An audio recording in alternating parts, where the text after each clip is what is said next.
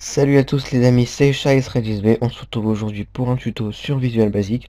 Donc aujourd'hui, je vais vous apprendre à utiliser la Masked, enfin c'est prononce pas Masked en anglais, non c'est Masked Textbox.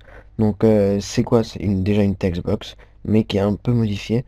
Donc c'est-à-dire qu'il y a des paramètres prédéfinis en fait. C'est-à-dire que si vous voulez que l'utilisateur marque l'heure, il y a des tirés qui a ici, donc là un tiré représente un caractère. Et il y a deux points qui représentent les deux points de lumière. Donc là, c'est vraiment très dur à expliquer, donc je vais tout de suite vous montrer comment ça marche. Par exemple, l'heure, on va mettre par exemple 14h50. Et vous voyez que là, ça s'écrit tout seul. Même quand j'efface, avec les deux points ne s'effacent pas, c'est que les chiffres, que ce que j'ai marqué. En fait, et vous pouvez faire ça pour plusieurs choses. Donc là, j'ai mis le code postal, là, c'est un numéro de téléphone, là, la date, et là, par exemple, un serial. Donc par exemple, je vais vous montrer. Et là, vous pouvez voir que si je rentre des lettres, hop, ça ne marche pas, ça, il y a un petit bip. Donc on va mettre par exemple là, je sais pas moi, 19h50. Ensuite là le code postal, par exemple 75019.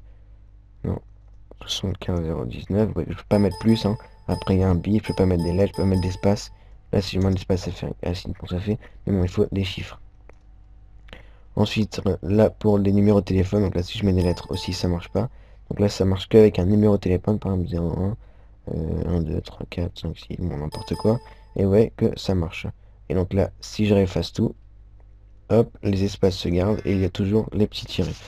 Alors ensuite, on a les dates, par exemple le 31 décembre 2012, 2001, 2012, si vous voulez, hop, et quand j'efface, il y a toujours les barres qui se gardent. En fait, on peut remplir que les petits tirés qu'il y a. Donc voilà. Et enfin, un que j'ai créé moi-même. Donc ça, c'est des paramètres prédéfinis. Et vous pouvez bien sûr en créer vous-même. Moi, j'ai créé un serial. Donc si vous voulez que l'utilisateur puisse entrer une serial ou un serial, je sais pas comment ça se dit. Donc vous faites ça. Donc vous mettez ici qu'ils mettent des chiffres. Donc là, moi, j'ai mis que des chiffres. On peut mettre bien sûr des lettres.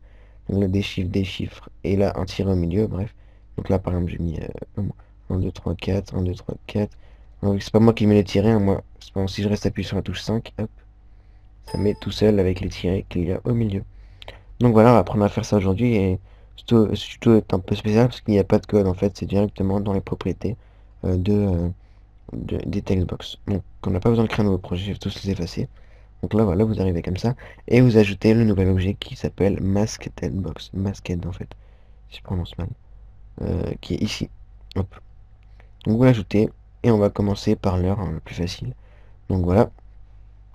Vous avez plusieurs propriétés, donc c'est à peu près les mêmes que la textbox. On a juste une qui va être utile, c'est beep on error. Donc là, si vous voulez, bon, par exemple, si vous avez 1000 heures, par exemple, il faut qu'il entre deux chiffres, deux petits points et deux chiffres, comme je vous l'ai montré. Et bien, s'il rentre des lettres, il va biper. Donc vous mettez true, c'est mieux. Comme ça, l'utilisateur sait qu'il a fait une erreur. Donc après, vous avez plus besoin de toucher à ces options, sauf texte align si vous voulez qu'il soit aligné au centre. Moi je l'ai fait pour le rendu que j'ai fait. Donc voilà, ensuite vous allez cliquer sur la petite flèche ici et définir le masque.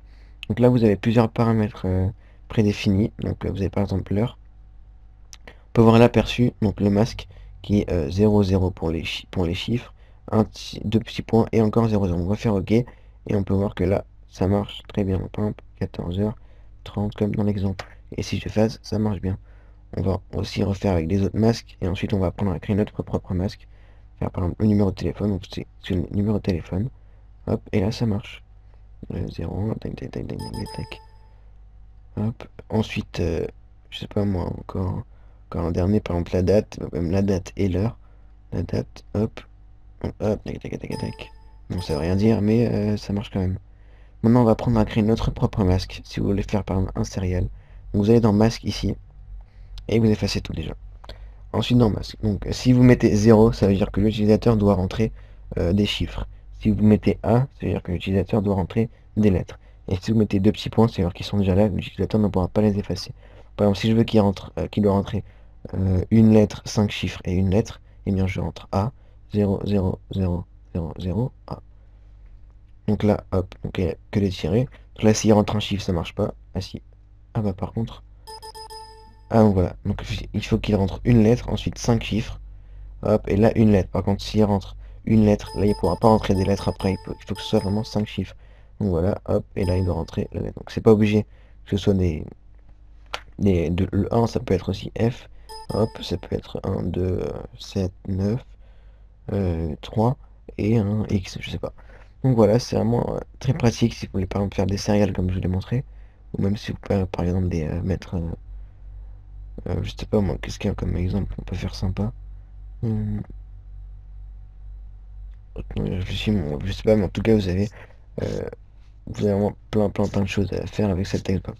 Donc voilà, c'était un petit tuto sur Visual Basic pour vous apprendre à utiliser la Masked Textbox. Donc toujours pour avoir plus de design dans vos logiciels et pour avoir plus de facilité à l'utilisateur aussi.